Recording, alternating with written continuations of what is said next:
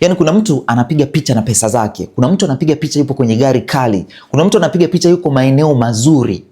Akiposti ile picha, kuna watu wanaanza kutukana kwenye comment. Sikia, roho ya umaskini huwa inasumbua sana watu. Ukijiona kuna mtu fulani akiposti mafanikio yake, kwako wewe inakuwa ni changamoto, yaani unakuwa hauko comfortable.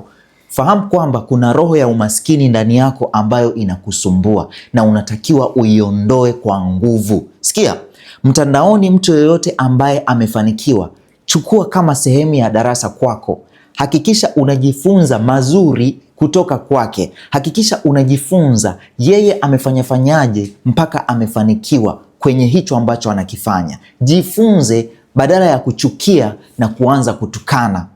Nafundisha biashara ambayo unaweza ukaifanya kwa mtaji mdogo sana, kuanzia $100,000 mpaka $1,000,000, na ukawa na uwezo wa kuingiza mpaka $500,000 kwa wiki pekee. Ni biashara ambayo utaifanya kwa kusambaza bidhaa mtandaoni. Unaweza ukawa ni mwanafunzi wa chuo, unaweza ukawa umehitimu chuo, unaweza ukawa ni mfanyakazi.